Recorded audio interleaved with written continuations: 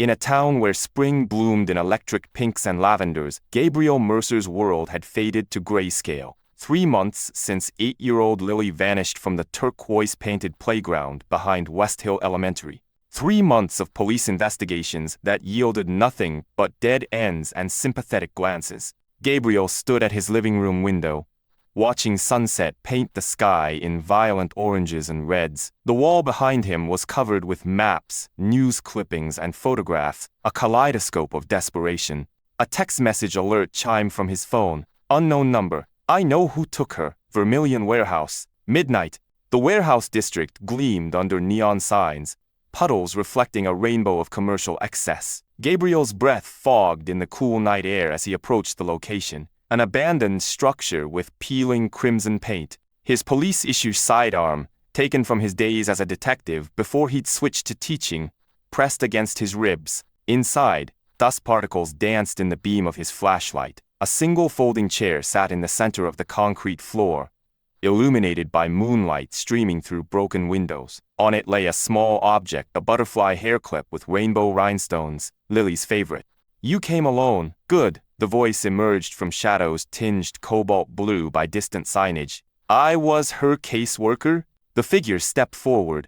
Elaine Westbrook, Department of Children's Services. Her mauve pantsuit looked immaculate, despite the filthy surroundings. Where is she? Gabriel's voice cracked. Safe. Away from this city. Elaine's face remained emotionless. But there's something you should know. Your daughter wasn't randomly taken. She was sold. Gabriel's world tilted, bright spots dancing before his eyes. Sold? By people working within the system. People with power. She handed him a flash drive, its casing a bright teal. Evidence, names, locations, including where to find the man who arranged Lily's abduction. Councilman Victor Hayes. The next morning, Hayes' emerald glass office building sparkled in the sunlight. Gabriel bypassed security with his old badge, heart thumping wildly against his chest. The elevator displayed its ascent in cheerful yellow numbers. Hayes looked up from his mahogany desk, recognition dawning in stages across his face. Confusion, realization, fear. How did you get in here? Hayes reached for his phone, but Gabriel was faster, placing his gun on the desk between them. We're going to have a talk about human trafficking, about children being sold, about my daughter. Hayes' face drained of color. You don't understand what you're dealing with. There are people, important people. I have names, dates, bank transactions. Gabriel placed the teal flash drive on the desk. Turn yourself in, testify against everyone involved, and I'll let the justice system handle this. Hayes laughed, a hollow sound. You think the system works? I am the system! His hand darted beneath the desk. Gabriel lunged forward as a security alarm began wailing in crimson pulses. They crashed to the floor in a tangle of limbs and fury. Later, as Hayes was led away in handcuffs, the sunset painted the city in a watercolor wash of purples and golds. Detective Sandra Chen approached Gabriel with a thermos of coffee. We'll find her, she promised. We already have locations for 3 trafficking operations. Detective Chen worked tirelessly, connecting evidence and coordinating with multiple jurisdictions. Her desk became a command center for the investigation. Colored pins marking locations across state lines. A hidden room in Hayes' office revealed an elaborate evidence board showing the full scope of the trafficking network. The investigators were shocked at the meticulous organization behind such cruelty. The raid on the Montana compound happened at dawn, bathing everything in lavender and gold light. Law enforcement officers led children to safety, while social workers offered comfort with colorful blankets and stuffed animals. 3 weeks later, Gabriel stood in a sterile corridor painted institutional mint green. Behind a one-way mirror, social workers interviewed children rescued from a compound in rural Montana. His heart stopped when a small figure with auburn pigtails entered the room. Lily looked thinner, her eyes holding shadows no child should know, but she was alive. When they finally reunited, she wore a brave smile that broke his heart. I knew you'd find me, Daddy, she said as they embraced in a bright room filled with soft, warm light. The courtroom was bright and wood-paneled as Gabriel testified against Hayes. Sunlight streamed through tall windows, creating patterns on the polished floor as he recounted everything he had discovered. After the successful prosecution, Gabriel and Lily met Detective Chen and the prosecution team outside the courthouse. They stood in golden afternoon light on the courthouse steps.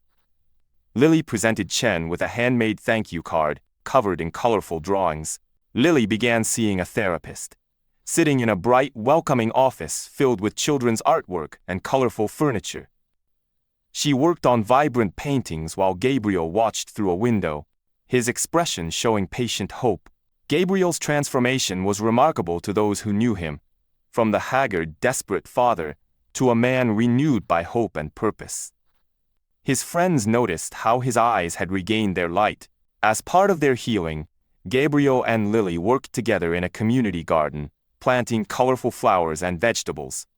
This therapeutic activity strengthened their growing bond. They visited a butterfly conservatory filled with exotic plants and hundreds of colorful butterflies. A magnificent blue morpho butterfly landed on Lily's shoulder as she stood in wonder, and Gabriel captured the moment with his camera.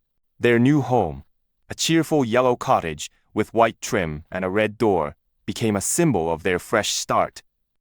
A welcome home banner hung over the porch, where Detective Chen and supportive community members waited with balloons and gifts.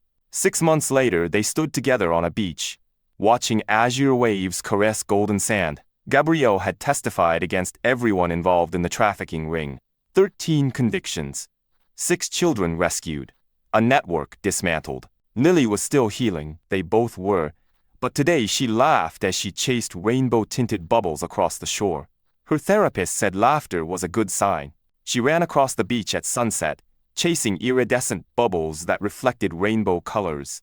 Her yellow sundress and auburn pigtails flowed with the movement, capturing a moment of pure childhood joy. Gabriel watched his daughter splash in turquoise shallows, her sundress a splash of sunflower yellow against the blue horizon. The world was full of shadows, but also of color, of danger, but also of hope. "Daddy, look," Lily called, pointing to a butterfly with wings of brilliant sapphire perched momentarily on her finger before taking flight. Gabriel smiled, feeling something long dormant bloom in his chest, as vibrant as the sunset, painting the sky in copper and gold above them. They had survived the darkness and emerged into a world where colors could be trusted again. If this story moved you, don't forget to like and subscribe. Every click helps bring more voices to light.